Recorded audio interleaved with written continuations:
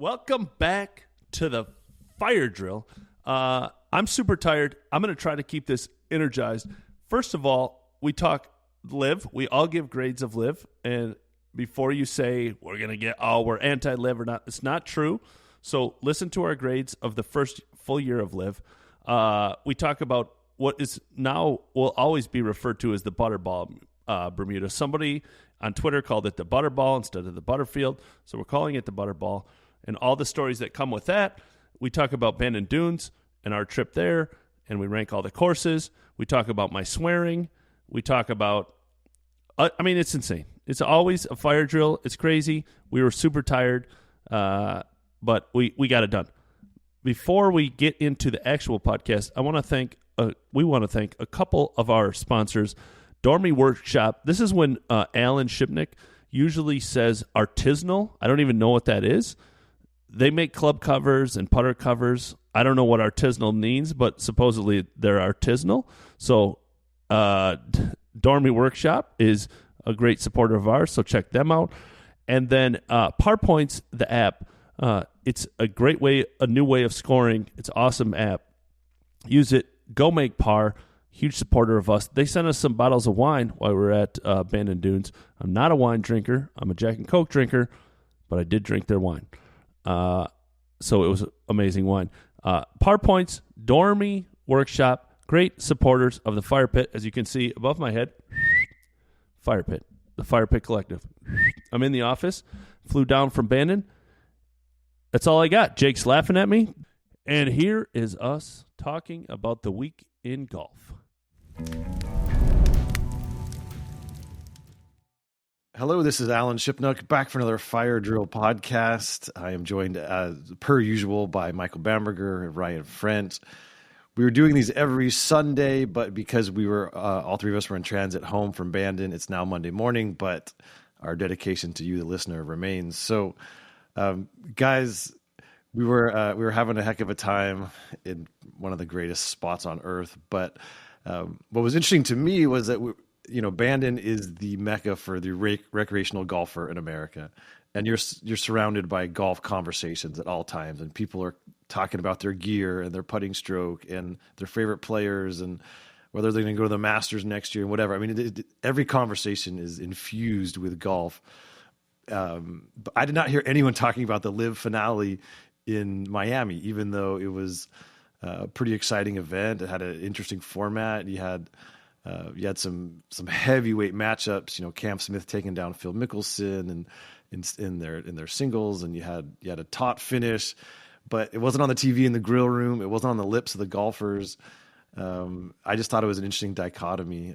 So now that the first season is over and it's all in the books, what do we think of where LIV is, and what do we think of what happened in Miami? And let's just talk about that for a little while. Somebody start. Michael's starting. Okay. I guess I'm starting. No, Michael, you start. Okay. He's shaking it off. A season overall, 100% bigger and more impact than I think any of us dreamed. I mean, to think that Cam Smith and Dustin Johnson and Brooks Koepka and Bryson DeChambeau would be playing anywhere else besides the PGA Tour is wild. And I don't think even the LIV loyalists at the beginning of this thought in their first season they would have marquee names like that. I sure didn't. I don't think any of us did. So the impact on the game is obvious. The PGA Tour changed their whole structure. So for the people that are like, negative LIV, like they have made an impact. There's anyone who says they haven't is not being realistic. That being said, I don't know how they get anyone to care. And you said it perfectly that Sunday dinner or Saturday dinner is we have 24 nerds. We are like, when I say nerds, I mean me and one of the players that was with us at Bandon are breaking down the Bermuda field. And the Bermuda field is deep in the weeds of golf nerdery. I mean, that leaderboard is like, you got to be a serious golf fan to be locked in on that. And we hadn't talked about LIV. And the only time we you brought it up and we talked about it, was the fact that we hadn't talked about it. And I don't know how to overcome that because, I mean, that night I looked it up. I mean, Bryson and Louis Oosthuizen had a 23-hole match. Like, if that was in the World Golf Classic or in the match play tournament or whatever, people would have been locked in. And somehow, I didn't even know. No one cares for some reason in the United States. Maybe some people overseas do. There's more TV. I just don't know how they overcome it. I think the money aspect has turned more people off than it has turned people on. Like, it's not the driving force of why people watch golf. I completely agree with that, Ryan, word for word. And I would say, of course, it has had an immense impact because we've seen the PGA Tour restructure itself, and the PGA Tour has lost some of its marquee players. But, and it's the most significant, but of all, if professional golf exists for fans, this first year seems almost inconsequential. Not completely, but as you say, this was in theory a great event that nobody cared about in our circle anyway. I mean, TV is obviously the key because if you had that Bryson match on TV, if you had Cam Smith against Phil Mickelson, even Sunday, I did watch a lot of highlights and I did read everything that was written. So I was paying attention. The Doral is a course that people know from so many great championships there on the PGA Tour. It was set up as a real championship test, and Cam Smith shooting 65 in the final round, 3 shots better than anybody else. I mean, it's just electric to watch that guy play golf. That was a reminder of it. And so if it was on TV in the backdrop, people would have gotten into it. And it just seems like the biggest miss of all that LIV could not find a way to get on any TV platform in the United States. And even this, this Fox Sports deal where they might buy the time would certainly be a worthwhile investment because, again, if it's on the grill room at Bandon, people are going to tune into it because these players and you care about them and you have some emotional investment in them.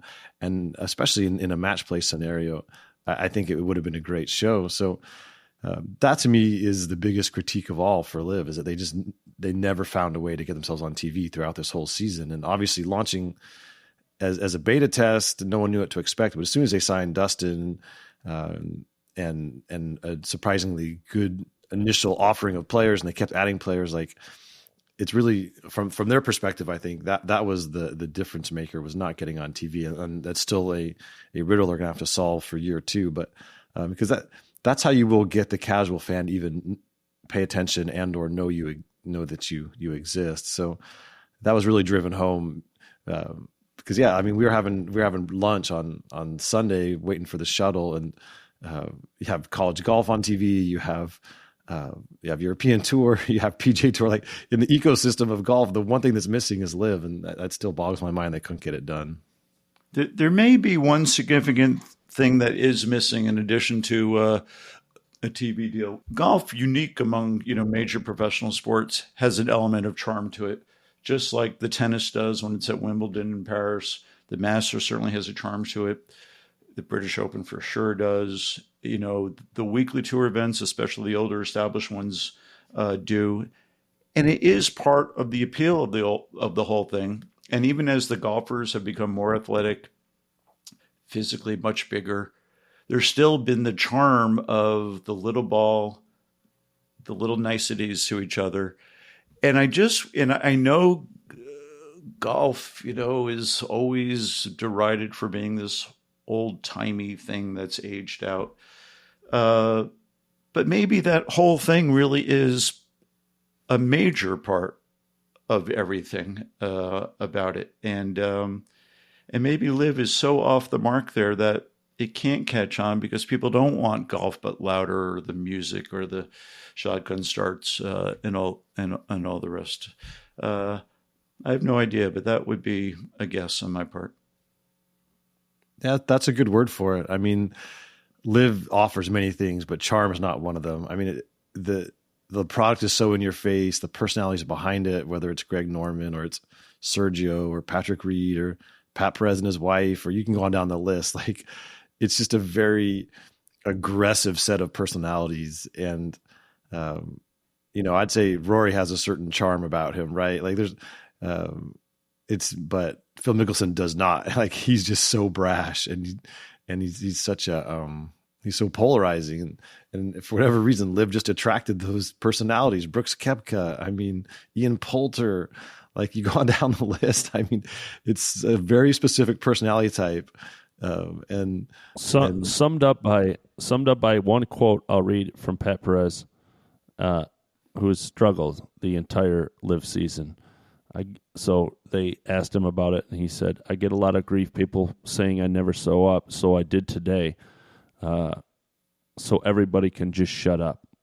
The guy plays one good round of golf, and instead of being like, "Hey, it was great to be in the team format," or whatever, "thanks to my teammate," that's what he says. It's just so wild, and there's so many heels, so many, like, they have leaned into it, and at some point that just, I've always said Bryson was very popular / polarizing on the PGA Tour because there was a lot of, good guys around him. It's good to have a heel amongst a bunch of good guys, but like just a bunch of heels is just not, it just doesn't work. It's not working for some reason, it's just not working. And Cam is not totally outspoken, so he's definitely the quietest and not the heel type, but he just doesn't have the personality that Rory does, so he just doesn't offset those other guys to me. And just to follow up on what Alan was saying about Phil, raising Phil's name, well, for 30 years, Phil actually was one of the more charming, if not really actually the most charming figure in golf, because for that long run when he was so close and couldn't close it in a major, and then when he started winning majors and contending in majors and not closing U.S. Opens, and he had his parents there and his kids there and his wife there in an oh shucks manner, and then badass Phil emerged, suddenly around age 49.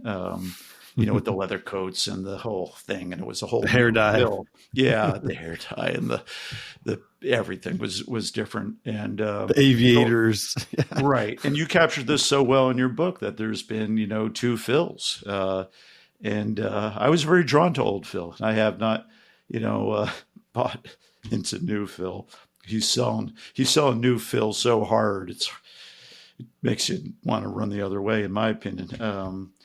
But Dustin Johnson, he had a certain charm of, see ball, hit ball.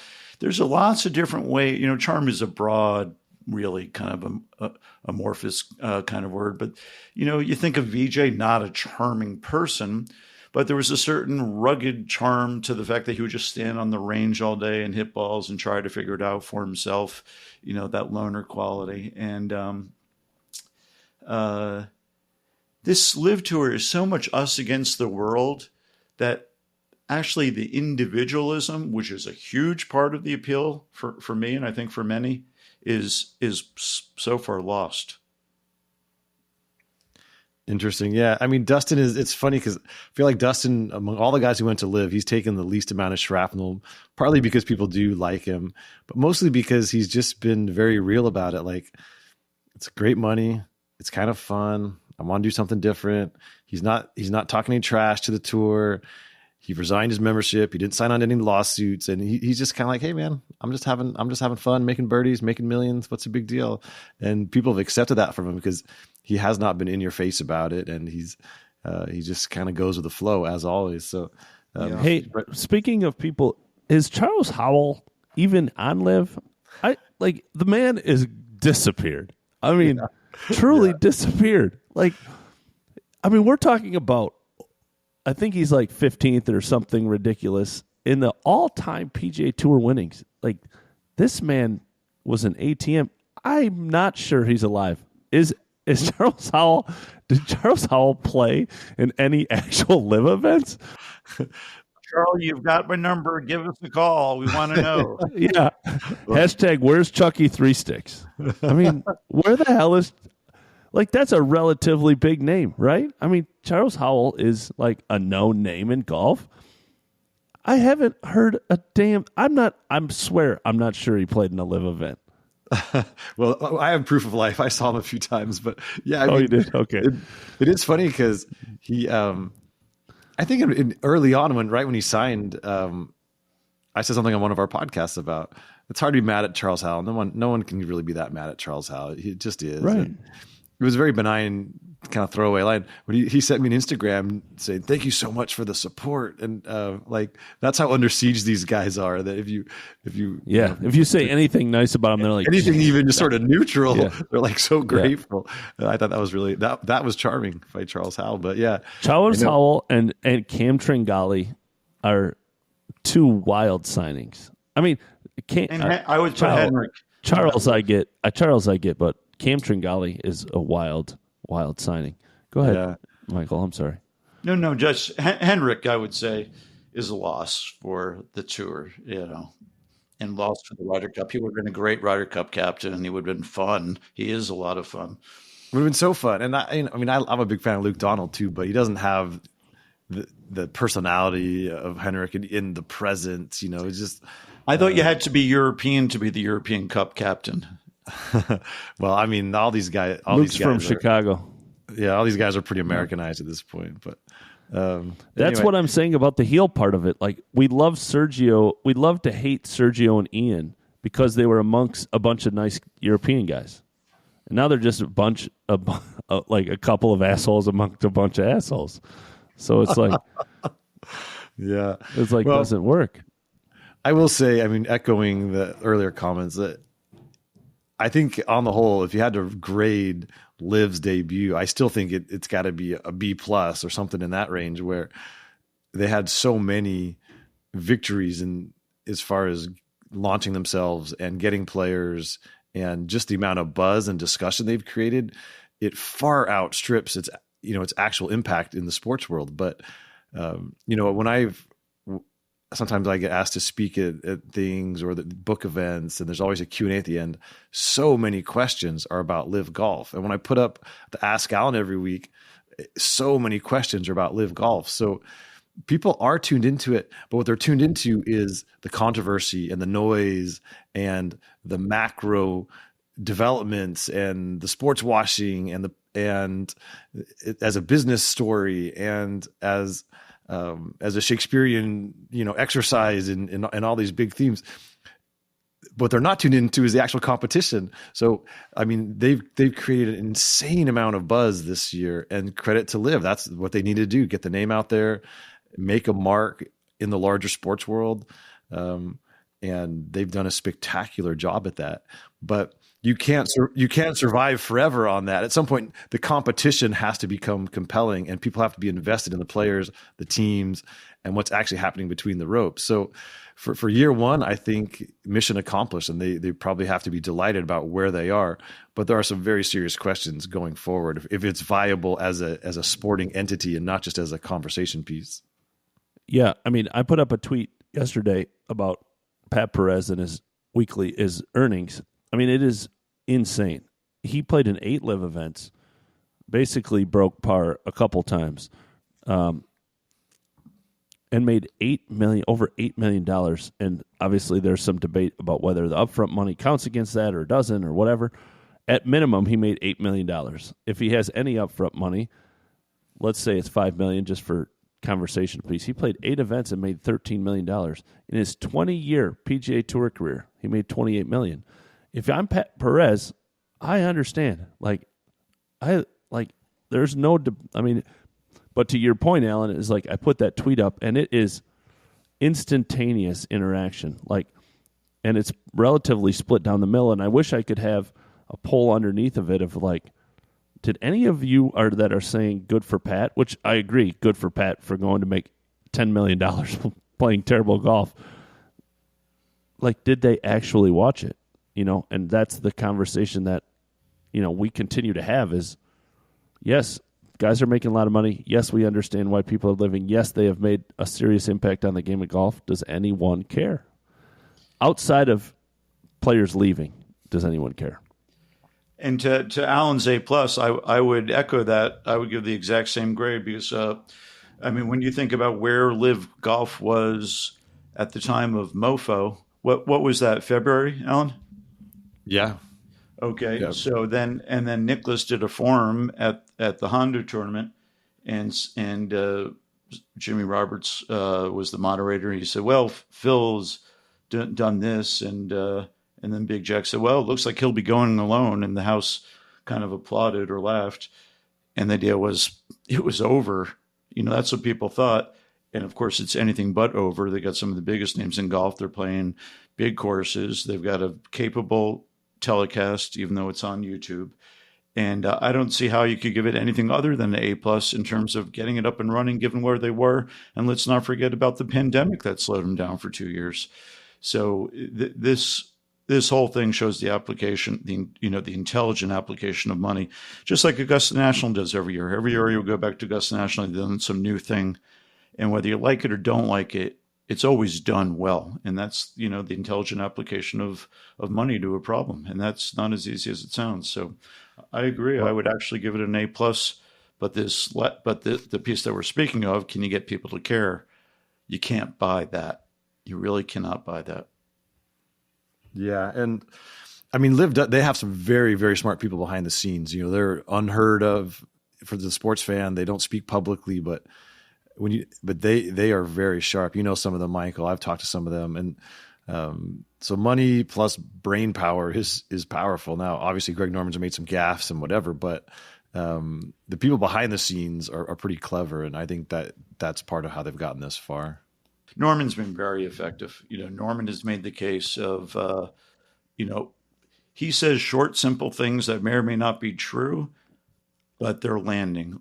This tour can be additive. And people are like, yeah, what's wrong? Why not have more? Wasn't competition good? So he's been effective. Can we talk about the Butterfield field? Let's talk about the Butterfield, because that was super compelling. Ryan, these are your people. This is you've built your life caring about things like the Butterfield, Bermuda Open. So talk the viewers. Are you saying other people didn't care about the Butterfield, Bermuda Open? I was into it because, I'll just say this. I was at the North Bend airport, and Seamus Power was contending, and there's a couple Irish guys on our trip, and they were losing their minds because they know him personally and they know his sponsors, and they were hooting and hollering startling the other passengers. We were just watching on my laptop because there's no TVs in that airport, and that was a fun way to do it. So tell the listeners why the Bermuda Open is your fifth major. Those kind of events, especially Bermuda, because it's not an opposite field event, even though the field has very much an opposite field. Field? Wow, that's too many words. But it has none of the top players go there. But Seamus is a great example of the guys I cover and the thin line between making it and not making it. I have told this story in a tweet many times. Saw Seamus literally 16 months ago, whenever the Hondas played, maybe 18 months ago, on the range at the Honda Monday qualifier. Mark and I were there. I was caddying, saw Seamus, walked up to him, said, "Hey man, how's it going?" "Yeah, game's okay. I just need to get in some events." And I have a conversation, and he said, I think I have 13 events. He had very low conditional status. And he said, "I got to get to 15 events. Don't even care if I miss the cut. I got to get to 15 events for it to count as a year towards my pension." That's where he was in pro golf. He was like, "I'll take a start and miss a cut automatically just so I can get it." That's where he was. I think he was ranked 500th in the world, or around 500th in the world. He won at the Barbasol, and he won again this week. And he is going to be in the top 30 in the world. He's going to go to a second straight Masters. He couldn't crack an egg, for a long time in his pro career. And something clicked. He changed caddies. He changed swing coaches, whatever the reason was. Gained confidence, mainly. And that's what I love about, and that's what the PGA Tour offers to me, is, I've said it a million times, the guy who finished third, Ben Griffin, was working a desk job 14 months ago. Those are the stories that I think the Tour needs to do a much better job of telling. But also, that's what you You can't create those. Those are like actual stories that happen, and that is why I love the Butterball. Someone called it the Butterball on Twitter, so that's what it's known as going forward. Well, and Dustin Johnson winning $35 million in 8 events is pretty wild, but it's not going to change his life. He already had the boats and the mansions and the cars, and his kids were set for life. But what Ben Griffin just did it's certainly career changing, possibly life changing. And you buried the lead Monday Q Info. You had Aaron Baddeley, a Monday qualifier, who was in contention until the bitter end. Like, that would have been epic if he could have done it. Because tell the listeners a little bit about Aaron Baddeley. Like, if you remember, he won the Australian Open as an amateur in the late '90s. He was going to be the next big thing. He's had a decent to pretty good PGA Tour career, but the last X number of years have been a real struggle. So, what do they not know about the Aaron Baddeley experience? You and I were talking about Aaron Baddeley. Aaron Baddeley, one of the nicest people in the world. So, first of all, it's so wild. The guy, I have the serious side of it is I have mad respect for a guy who has $22 million in career earnings, 4 PGA Tour wins at any Monday, okay? The fact is he's going to get about 10 starts a year, no matter what. As being a past champion, he can just wait for those, and Aaron is at every Monday. In fact, he went to the Bermuda Monday, got in. It was played a week prior, not the traditional Monday of, the week prior. By the time the field, all the withdrawals, Aaron would have been into the field by 16 people. He didn't even have to go to the Monday. And most players would have known that, knowing the history of the field. But for some reason, Aaron is there. Whenever Aaron is at a Monday, most of his family is there. I don't know why, but they don't believe in haircuts. None of them have had a haircut their entire life. They have 97 kids. They roll up in a bus. The Baddleys get off. They follow them during the playoff. There's Baddleys all over the place. This is a great example. At the Barracuda, the player can invite your caddy into the dining area. So Mark is like, hey, man, just come in and eat with me. I go in, and this is not an exaggeration. The Badleys are having a foosball tournament. Like 2 of the kids versus other 2 of the kids. Grandma and Grandpa are in there. The wife's in there. Aaron's there. It's Saturday. Aaron missed the cut by like 10 points. And he's still like just jamming away in there. So the Badleys are they're not a wild bunch, but they are always everywhere. It's pretty wild. This is actually a great story. One of the 3 of us should get on the bus with the Battleys and go for like a cross-country trip. Like, that's going to happen, firepitcollective.com at some point in 2023. That sounds like an amazing story. Yes, 100%. The whole clan, Grandma, Grandpa, everybody. Yeah, and to all the elves out there from other golf media outlets who monitor this podcast to steal our ideas, you can't have that one. We're keeping that one. Yeah, that one's too good. Alex Myers, no, it's not happening. Yeah, don't touch it. It's neat to think that Seamus Powers has played his way, very likely into all 4 majors this year. Aaron Baddeley has had many years where he's played all 4 majors and would like to be back there. And I think these events do help us keep our eye on the prize, which is, if you want to be a professional golfer and really be the envy of your peers, the starting point is playing in all 4 majors. And Charlie Howell's not going to do that. Henrik Stensson's not going to do that. Dustin Johnson will do it. But, who knows for how much longer? Brooks Koepka, you don't know for how much longer. It's just odd to think that Seamus Powers will have something that those guys won't. Well, and also, Seamus Powers is very much in the conversation now for the Ryder Cup. We're less than a year out from Rome. If you look at all of his stats, he's clearly one of the best 12 Europeans right now. And, 2 victories in the space of 16, 17 months. So if he can sustain this form, he's going to be an important part of that team, which is very much in transition and needs some of these young guys to assert themselves if they're going to be able to handle this very powerhouse U.S. team. So I guarantee you Luke Donald is very locked in on Seamus Powers right now and really really excited to see his continued development, and that's a big deal. Alan, how locked in, or either Ryan and Alan, how locked in do you think LIV is on Harrison Crow, the kid who won the Asian Pacific Amateur, which gets you an automatic spot into the Masters and other elite events, and had planned to turn pro and now is not. So is he auditioning for a LIV spot, or what is he doing? We don't know, but oh no, they are, because I think I mentioned this previously. I've talked to a couple of college coaches about this, and he says there's as much, if not more, conversation about LIV than there is about the PGA Tour among the college players, because they know. I mean, LIV is keenly aware a lot of the guys they've signed are old and getting older, and they need to make their own stars, if you will. They need young talent, and so these college kids know, like, hey, if I have a great year, if I win the NCAAs, or I win the U.S. Amateur, or whatever it is, I'm going to get an offer from LIV.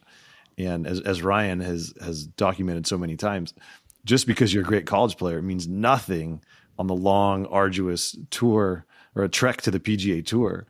Whereas, if you can get in with LIV and the Asian Tour, you're going to make a nice living. And so these young players know that. I thought a lot about that as I saw Tyler Strafacci miss by 14 or something at first stage at Q School. And James Piot is at LIV, at least, who knows, rumors that I've heard is, 7-figure signing deal, whether that was against his earnings or whatever. It doesn't matter. He's making millions of dollars and playing relatively poor golf. And Tyler is playing poor golf and not making a dime. And if you're the U.S. Open if you're the U.S. Amateur champion, and you look at those two examples that are very, very recent, those are the last, prior to this year, I think those are the last two U.S. Open champions. One is lost he's playing a minor league tour event this week. I mean, that is at the bottom of the professional golf barrel. And one is flying in private jets and is a multimillionaire. And I get it. I say it all the time. I get it. And even in the best case scenario for the top players, unless they change the PGA Tour, you are going to go play on the Korn Ferry Tour, and you have your choice of playing in Wichita, Kansas. I always say nothing against Wichita, Kansas, for $1 million, or playing with Brooks Koepka and Bryson DeChambeau on their team and making $120,000 if you fire 480s. I don't know if you're 22 years old. If we all go back to the 22-year-old we were, I don't know how that is a tough decision. I think Harrison Crow is maybe 20. I'm not sure, but imagine the pressure he's under right now at age 20, which should be such a golden time in your life. But to play these events as an amateur professional in waiting with all this pressure on you, it's almost more than a person could take, and actually it makes you wonder whether it's going to make golf enjoyable for him or not to have so much weight on him so early. I mean, if a kid's a great pitching prospect or whatever coming out of high school, there's such a system of development, and here it's like this or that, really fast and really hard. And I think it'll weigh on these kids in a very significant way. That's a great point. And even to extend the conversation further, I'm sure there's people saying, well, James Piot's playing so bad, he's not going to be on LIV next year. That, first of all, every contract is different. He may have had a 2 or 3 year guarantee. We don't know that just yet. But even if he does get relegated to the Asian Tour / International Series, that's still much better money than you can make on the Korn Ferry. And it gives you a road back to LIV. And so, you're far from home, but that's also kind of cool, because I would rather see the world than see, to use your example, Ryan, Wichita, Kansas. Like, if I'd play for $3 million in Kuala Lumpur or $1 million in Wichita, like, to me, that's a great adventure when you're 22 years old. And, so. And I'll say this is like, I don't know James's family, financial, or Tyler's, it doesn't matter. Let's say they're both like just middle-class people. and both their careers flame out. I hope that doesn't happen, but let's just, as a hypothetical, James is going to go build a nice golf course or a nice house on the course he grew up with, and go be a club pro or speaker or whatever, and he has X $1 million. Assuming he takes care of his money, he's basically set for life, and because he's going to get 3 years out of this minimum, as you said, Alan. Like, okay, he doesn't make LIV next year. He's going to go play on the Asian Tour for a couple of years, even if he plays poorly, play okay, whatever. Tyler is going to play minor league tour events, and I get it. I get it. 100% the PGA Tour is going to lose some top amateurs. There's just no way that some of those kids don't take it. I think, to me, one of the biggest lessons from all of this, and one of the crucial mistakes that Jay Monahan made, is overvaluing the PGA Tour. Like, I think we're sentimental about the PGA Tour, especially me and Michael, and you as well, Ryan. But that's all we've known. That's all we've really covered. It was the big leagues. It was all that mattered in our thinking. But I think for a lot of these golfers, it's about making a living. It's about their future, and the difference between playing a LIV event in Miami versus a tour event in different part of Florida, it doesn't feel that much different. There's the majors and there's everything else, and so I don't think that a lot. I think these kids grew up dreaming about playing in the Masters and the U.S. Open, and that's still going to be available to them if they play well on LIV. I believe that. So they didn't grow up dreaming about playing the Greater Hartford Open. So I think players are willing to give up the idea of the tour if the circumstances are right for them.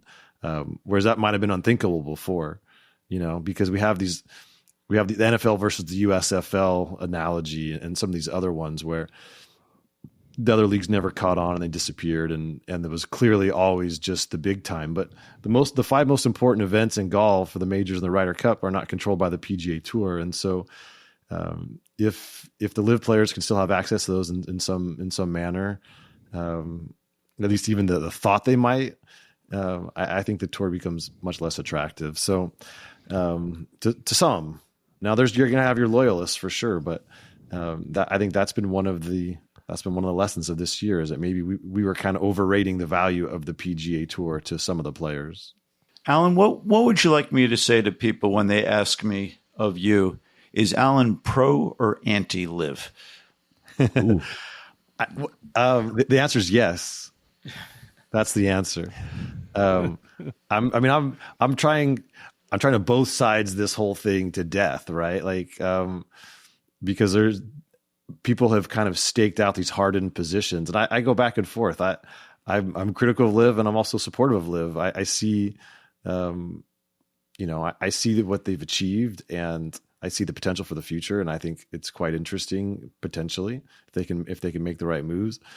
I think like you, especially Michael, I'm uncomfortable with the source of the money, and there's a lot of polarizing figures that are part of LIV that I'm not exactly rooting for. So I try, much like my 3 woods off the tee, I just try and play it right down the middle, and and I think people have been confused about my feelings on LIV, which I guess is good, because I don't want to be for or against. And same with the tour. I mean, I've been critical of Monahan at times and some of the tour moves, but I think I can see what things that they've changed, and I want the tour to succeed as well, because we need the tour. Like, we don't want a badly diminished PGA Tour. That's not good for any of us. So I'm pro and con PGA Tour, and I'm pro and con LIV. I guess is the easiest way to say it. Alan, as you get deeper into the reporting and the writing of your book, do you think at some point you will evolve to a place where you do have an opinion and the reader would actually know it? Or do you think it maybe is incumbent upon you and behooves you to maintain this sort of neutral position all through this writing process of the book? Yeah, I guess I'm struggling with that a little bit, because I think the easiest way to say it is I'm critical of both sides. That's my version of neutrality. But and I can also see that also give credit where credit is due when they've made the right moves. But yeah, I mean, Alan's running for a political position we don't know about. Well, I think he's writing a really, really sensitive, difficult book. Will Bardwell, I use his line all the time. A tweet was, Will's a great follow if you don't follow him on Twitter. He said, "LIV versus the PGA Tour doesn't have to have a good guy. Every story doesn't have to have a good guy. It can have two bad guys." And yeah, in some ways that's more compelling. I guess to answer your question, Michael, I don't want to be obvious, because if people say, "Oh, this is an anti-LIV book," or "I'm an anti-LIV reporter," then you close off a lot of potential stories that I'd like to write. Same with if I'm pro-LIV, or you know what I mean. Like once you pick sides, then the other side tunes you out. And I don't mean institutionally; I mean the fans and the readers. I think it's better if people don't really know your true feelings.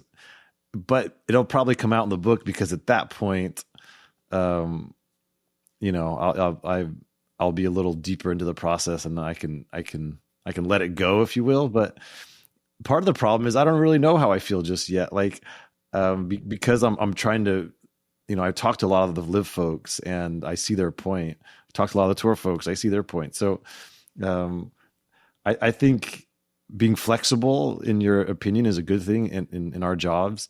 Once you take a hardened stance, then you start tuning out the other information. I mean, that's a problem of the modern age, right? Is everything is so polarizing, and then you just seek out the information that reinforces your point of view, and that's not my role here. So I'm trying not to be in a bunker.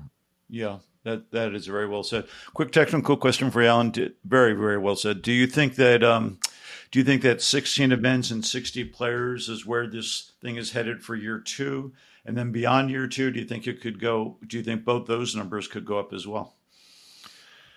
I think they're committed to 14 for next year. I think there will be 60 players in that the same. They're going to try and hold the field at 48. That's what they've committed to. But they're not going to have the same 48 guys at every tournament. I mean, you saw that your players will get essentially traded and or demoted. 60 on the LIV roster, but only 48 playing per event. Exactly. Not 60 playing in an event. Correct. Okay. Still 48 in the events, but the player movement's going to be interesting, and you're seeing it right now. That was a subtext this week in Miami. Is teams are trying to get locked in for next year, but some of the players are working both sides of the street. Obviously, Taylor Gooch had great success with the 4 aces, and they'd like to have him back. I mean, he's clearly one of the best 30 or 40 players in the world. Even his world ranking says that. But he's getting inquiries from other captains, and they're trying to recruit him. And so, yeah, there'll be some. Man, that could really be an implosion. That could be that could be very compelling. You could have some if you actually not steal or trade for or sign, whatever, one of the players, there could be some true rivalries developed over time between say, I can't say these stupid names out loud without laughing, but the Niblicks steal somebody and the 4 aces are playing. I mean, it's so ridiculous, the names, but you could create some true hard feelings if you take 1 or 2 of their players and then you play in a match, later. That's sort of part of their plan all along. It's all been kumbaya this year because it's LIV against the world, and they all have each other's back, and I think that's genuine. But it's going to become, there's some business decisions are going to start messing with that, and guys are going to start looking out for themselves a little bit, and they want to be on the winning team. They want to be Pat Perez. They'd love to be the worst player on the winning team, right? That's a good place to be. Some of these teams never even sniffed a podium, and they want to get stronger. I'm begging the LIV people to change the names. Begging. I can't. It's going to happen. I can't say out loud Niblicks one more time. I can't. It's the stupidest thing I've ever heard. This has all been such a beta test, and next year it's all going to be baked out. There'll be new names, new merch, new logos. There'll be different players on different teams, and the players will have much more input. They had to launch with something, and then players kept coming online, and players change teams, and so they never really dialed in all the team names. I'd never buy anything at any golf tournament. I haven't spent my own money on an item of apparel probably since my first Masters. I was an intern in 1994. But I sort of have a little regret that I didn't scoop up some of the LIV team merchandise because it's so funny and like campy. I should have a few of those hats to wear them around. People don't even know what it is, but those, if you know, it would have been quite funny, but I never did. Can someone remind me? My wife listens to all of our podcasts, but hopefully she doesn't listen this far in. I'm supposed to buy a coffee cup at every place that I visit for her, and I forgot Bandon Dunes. So when we get off, please remind me to get online and buy a Bandon Dunes coffee mug and send it home and pretend like I bought it at the course and had it shipped. And then we'll just keep it between us and the 10,000 people that listen to this podcast. Is Four Crushers, is that one of the teams? No, there are the Crushers and there are the Four Aces, but there are not Four Crushers. Okay. Yeah, I only say this because I'm looking on eBay right now for $7.99. It says here, you can buy a Crushers team logo, cool, unique T-shirt. All right. So next podcast, we're buying LIV merch for each other and have to wear what we send each other. Okay. I'm going to send you my favorite team merch, and then you send me, and we're all going to have a team, and we'll break down the Niblets and the Crushers and the whatever. The Crushers seem to be the only people available on eBay. I kind of regret not like just leaning into the bit and going to every press conference and just hammering the players. Like, do you think that this course sets up well for the Niblets, the Crushers, and just like question after question? Like it would have been a great bit. But all right, Michael and Ryan, you just came back from Bandon Dunes for the first time without a coffee mug, but a lot of other thoughts. And let's talk about Bandon. I've been blessed to go there now probably 10 or 11 times, and for two rookies, what did you think of Bandon Dunes? I will go first. It's unreal. And golf to me, for me, and I appreciate that people want to play very difficult golf courses, and you can play these courses very difficult, and we played it in very ideal weather conditions, so it made it easier. I love the playability of all the courses. I can take my buddies and we can play the right tees, who is going to shoot 100, and we don't have to look for golf balls all day, and he's not going to be miserable. The vibe is great, and I know we're going to get to our rankings, but my favorite course was the par 3 course. It's like a course I could have in my backyard and play every single day. Like, I love it. I loved it. You could go out and drink some beers, play sixums, play it difficult, play it easy. It's a great course. It requires all the shots. It's laid back. I mean, it was unreal. The place is unreal. I love the whole experience of playing those courses. I'm so not interested in resort golf when that guy with the knickers comes running up to you and he's grabbing the clubs from you because God forbid you should carry your own. This place is so not like that. You have the feeling that it's expensive and complicated. Actually, if you get online and start looking at prices, if you're willing to play in cooler weather or chancier weather, it's not expensive. You can carry your own bag. You can stay at a motel down the street. You can get a tee time. It's loaded with charm, which you can't believe they could pull that off with all the many holes that they have there, with the putting course and the par 3 and I guess it's 5 18-hole courses. The quality of the turf is outstanding to be that near the ocean in the United States. It's incredible. I've been fortunate enough to play a lot of golf, as you have, Alan. We played a lot of great golf together in Scotland and in the UK. It's very similar to that experience, and it's not pretentious. I think it's brilliant what Mike Kaiser and an army of people have done there, and it's inspiring. And I would really urge people there's a lot of great places to go in this game, but I know we have people who are really devoted to the game. And just for my own example, I was resistant, and I am sales resistant by nature. And I was overwhelmed by just the joy of the golf experience there. Yeah, that's beautifully said. You know how I always say it's hard to follow up people? Thank God I went first. You know? Like, did you hear that fucking... Oh, I've only said F word one time. Did you hear that? Did you hear that? I mean, thank God I went first. Like, this guy... I was just like, yeah, it's great. I was like, I like the par 3 because I can smoke pot on it. And he just went into this wonderful soliloquy of how wonderful it was. I mean, Jesus. Thank God I went first in that scenario. Indeed. Yeah, it is special. I mean, I'm sure both of you guys have people hit you up, and because I have been lucky to travel a lot of places, and they ask, buddy's trip, where should I go? It's like, it's not even close.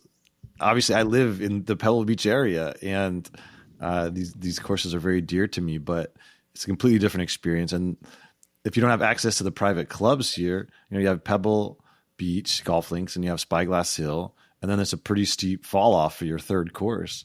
I guess Pasatiempo if you want to drive an hour. But Pinehurst is loaded with charm, and I love Tobacco Road if you're willing to drive 20 minutes. But I mean, the 4 courses at Bandon and Old Mac is more polarizing. We didn't even play it on this trip, so you guys didn't see it. But the top 4 for most of us are just so incredibly good, and the logistics are so easy. And like we had these Irish guys who were at Bandon for the first time, which is a hell of a long trip. And credit to Marty Carr for making the trip. Killian O'Dowd had been there before, but it was Marty's first time. And he runs a travel business, Carr Golf, over in Ireland in the UK, and so he's seen it all. And Marty was just completely blown away, like especially you, Michael, and Ryan. And it was just there's the ease of it all, because we were saying, like, okay, if we go to Southwest Ireland to play a tournament like this, I mean, from Waterville to Lahinch is in Ballybunion is 2 hours, and you're probably gonna have to sleep somewhere else that night. And so when you go on down the list of all the great destinations in the world, there's nothing like Bandon from the quality, the quantity, and the ease, and then every detail. Like Saturday night we're sitting at the fire pit. In these 100-foot tall trees, and if someone's hungry, you order pizza, they bring you pizza, and you ran out of beer, they'll bring you beer, and it's just like everything is so well thought out and so service oriented, without, as you say, Michael, being over the top. So it is really special. And I would just add to Ryan's point, and I know people won't do what I'm suggesting. I would actually really do it. Just play from the tees that are gonna make the course playable and fun for you, where you can find your golf ball. If the hole's too tight for you to hit driver, and the goal is to find your ball, for that one hole, just move up a tee. In other words, don't worry about all these USGA regulations or whatever else. I think Bandon.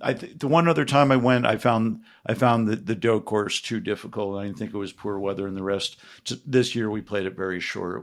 It was very playable, but golf is supposed to add pleasure to our lives, and a big starting point for that is playing from the right tee for that hole in that wind condition. So go where to the degree that people now, golfers are rules followers, and I know it's hard for people to do what I'm suggesting, but I really do mean it. Well, we played the green tees, so that's 62, 6,300 yards, maybe 64 at Pack, but that's a nice number, and we didn't have a lot of wind. We used to play, so we were all there for the Uncle Tony Invitational. Shout out to Matt Janella, who's been doing it for close to a decade now, and it runs so efficiently. He's got it really dialed in, and he's already planning the 2024 Uncle Tony Invitational. Not even 23. 23 is already planned. Like the amount of care he puts into it is remarkable. And but yeah, so there's a lot of excellent golfers who are part of that crew, and we could play the Blacks, and those courses would be a lot harder, but it wouldn't be as much fun. And Bandon, it gives and it takes away. I mean, you can make birdies out there for sure, especially we used to play in July when it was a lot windier, and the greens were plenty. You know, when you're playing the fifth hole at Bandon Dunes in a 20-mile-an-hour wind. I mean, it's like driver 3-wood, and you got to thread it through those dunes. I mean, that's a big ask. And so, you know, you're right, Michael. Like, part of its charm is the courses don't beat you up. Now you hit a bad shot, you can be severely punished, but that's also part of what the game's about. But you can score, and that's important, because you don't want to. It's hard to get there. I mean, no matter where you're coming from, and you guys coming from Philly, coming from essentially Chicago Airport. I mean, those are tough travel days, but. So you don't want to get there and just get punched in the nose over and over. Like, you want to hit some shots, and you want to feel like you can play the golf course. And I think from the green tees, that's always the case. Ryan, quick question for you: What par 5 was it when you hit driver 4-iron hole high at the first course? Was that 9? No, that was 16 on trails. 16 uphill. Yeah, big power. Yeah, I thought you were and a tiny little bunker shot. Oh, that bunker shot was, you got up, made a what a. Oh, did you not hit that ball hole high, that 4-iron? Yeah, but in a bunker, and then I had a little tight little thing. Let's do a whole pot on that hole, because that was pretty good. It just drifted left on the wind. He was pin high, Michael, but that was like 10 feet, and then it fell off. And then you got up and down out of the trap. Yeah, for a 4. Yeah, headed to it like a 1.5 feet. I remember it.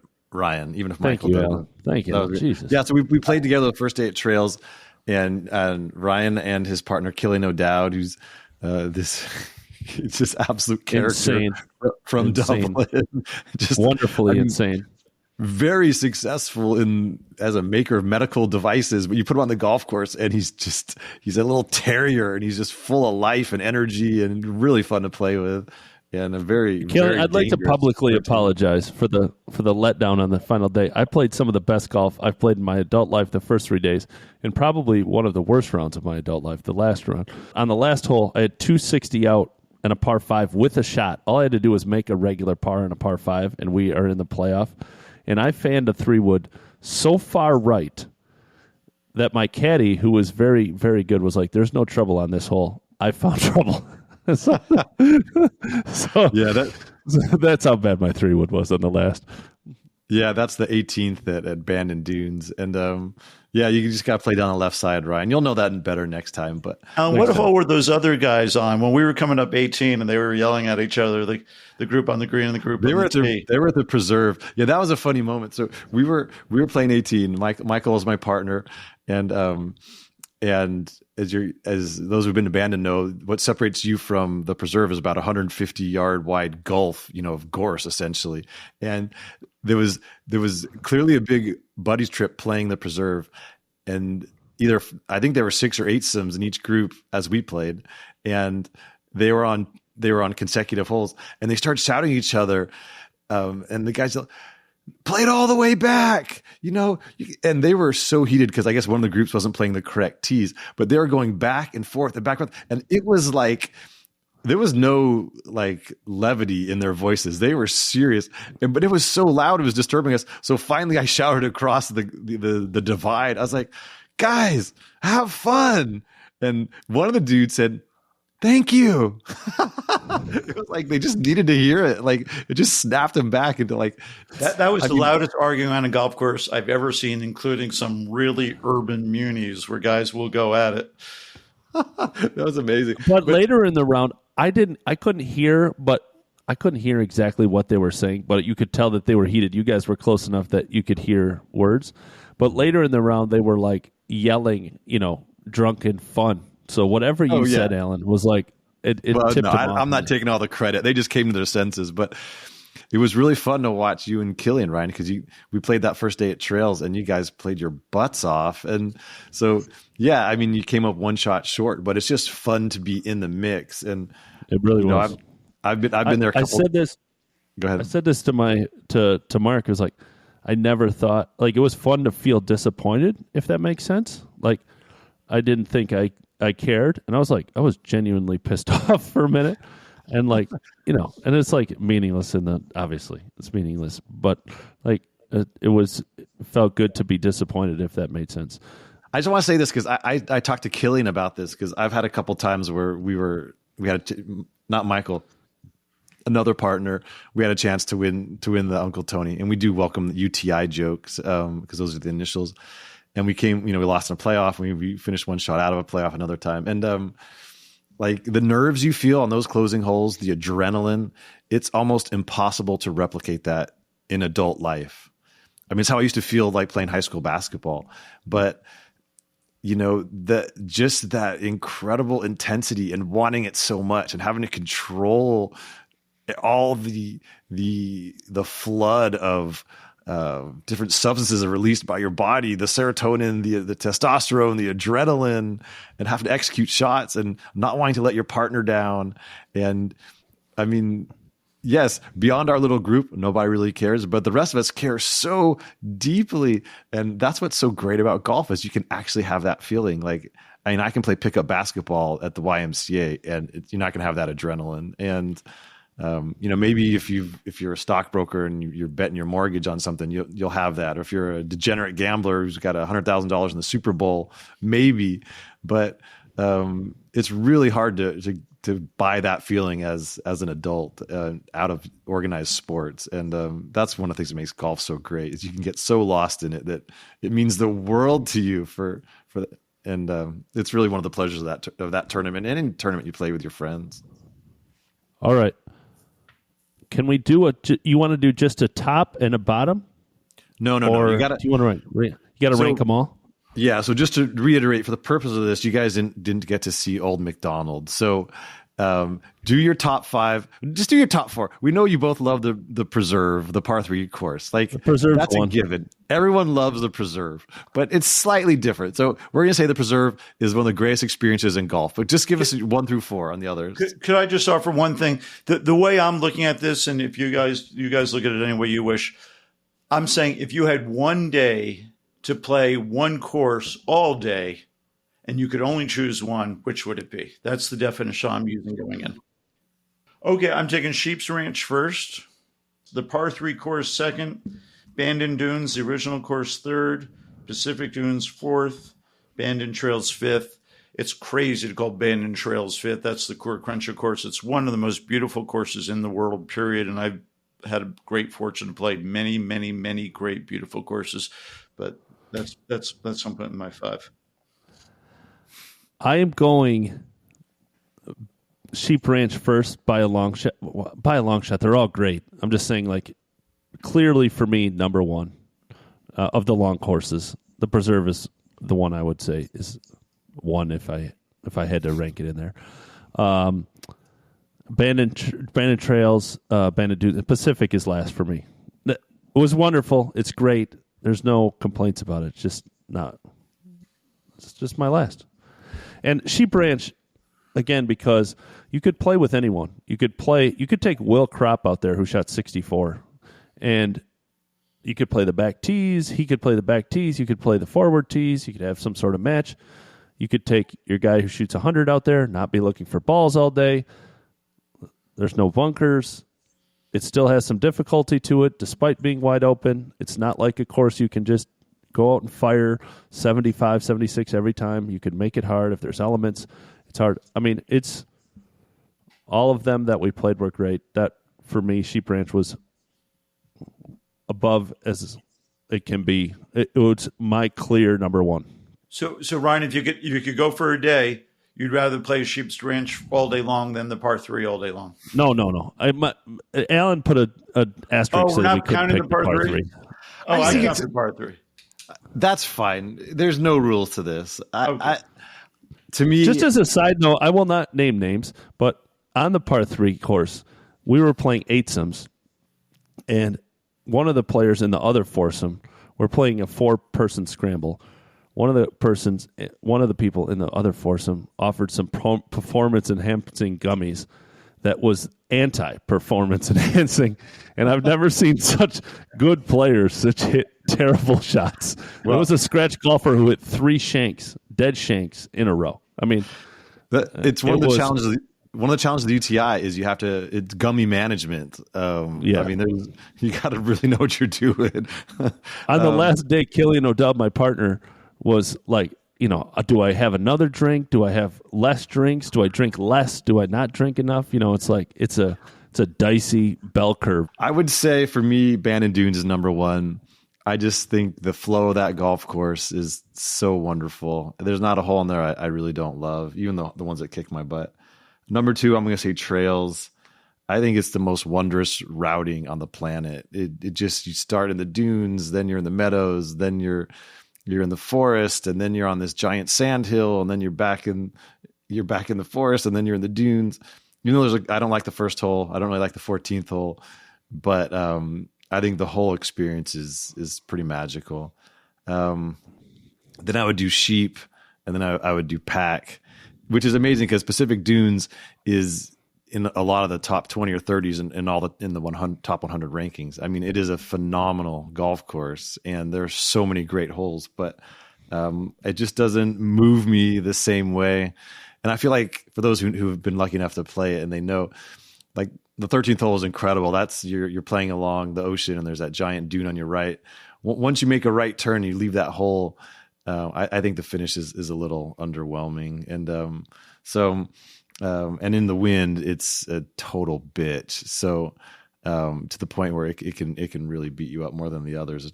I think the others are more playable in the wind. So it's crazy to think Pacific Dunes, which is one of the greatest golf courses on the planet, somehow is number 4 in any ranking. But that's just how I feel. And I mean, I love the preserve as much as you guys do. But if I had one day at Bandon, I would want to I'd play the big courses. So reluctantly, I'll put that 5th in this little ranking. But at the same time, I'd be happy to play that the rest of my life. And so it's quite. And, next time, Michael, you need to play Old Matt because you would appreciate it. It's kind of funky, and I think you'd probably like it than most people do. And the finish is phenomenal. And on the third hole, you're hitting over this dune with that famous tree. Like, if you put Old Mac in any city in America, players would be beside themselves with how great it is. So it's tough company, man. It really is. But Bandon Dunes, what a place. And it's neat that camaraderie that we all felt, and that sense of adventure. I mean, it's like we've talked about this many times on this podcast, but golf is just so special. You can't have that experience in any other sport. You just can't. And we're lucky that it's all part of our lives in such a big way. Agreed. Well, should we release the listeners? I think it's probably that time. But yeah, it's another big week in golf and for the Fire Drill podcast. Any parting thoughts before we go? I only said the F word one time today. So all you people that say I swear too much, no, I'm just kidding. So Michael and I had this conversation, and it was like, everyone, you don't want to lose who you are. So I do swear I'll try to limit it to 25 F words per podcast going forward. You got to be you, Ryan. But, at the same time, I think Michael and I heard from some of our Twitter followers and our listeners, like, it has to be judicious in its use. It loses its punch if you use it too much. So I think... you've hung out with me, Alan. I use it repeatedly as a lack of my known vocabulary. It fills in everything. You can use it as a verb, a noun, an adjective.